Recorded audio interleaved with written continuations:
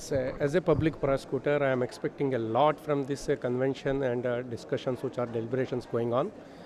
As to the several biological aspects issues, where first my interest is that any biological issue shall have conformity with the local traditions and the rights of the people, and the recommendations which may be given to the approval of the convention shall not be ignored. The local rights of the tribals, or for example tribals or the persons who are depending on their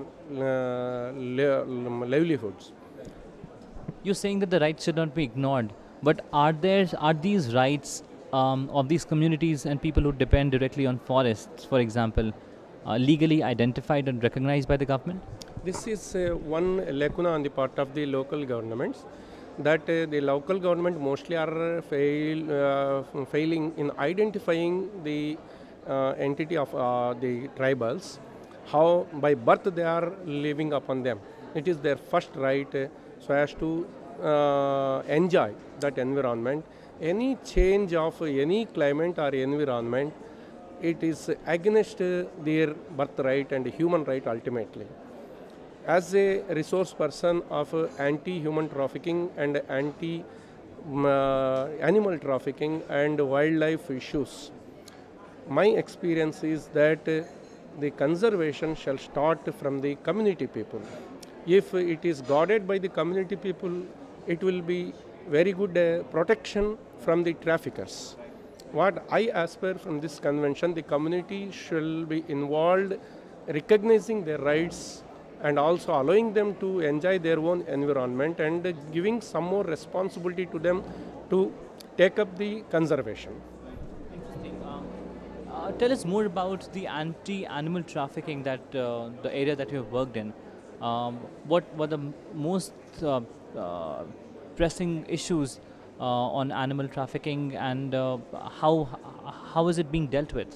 Yes, in animal trafficking there are a lot of issues, but now, for example, in India, the Tiger project, if it is taken, this mostly Tiger project is though established in Orissa, but still it is yet to be in conservation aspect, it is yet to be achieved its goals, because the various animals like tigers or the other wildlife or even tortoise, like this, all these things are totally in the hands of the traffickers. They were totally taken away for commercial purposes, and for poaching has to be strictly prohibited, and also for sports, though there is a law, local law regarding the sports and poaching and all other things, but the implementation is somewhat, it is not effectively done by the concerned authorities.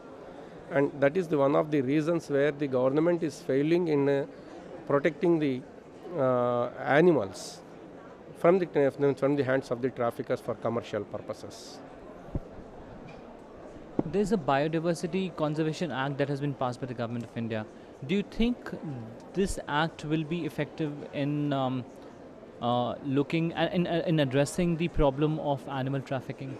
Yes, I can say that the Biodiversity Act 2002 has been enacted, and though it is put into the force in India, there is no such the awareness among the public as to the aspects of the biodiversity, and even the stakeholders who are dealing with those aspects, the judiciary, public prosecutors, and concerned authorities, police, forest authorities, marine, coastal, all other authorities who are dealing with the biodiversity issues and conservation, development, and all these people are totally not having the use of those laws so as to regulate, to protect the biodiversity for the benefit of the general public, and not using those provisions effectively, while prosecuting the traffickers or the wrongdoers of this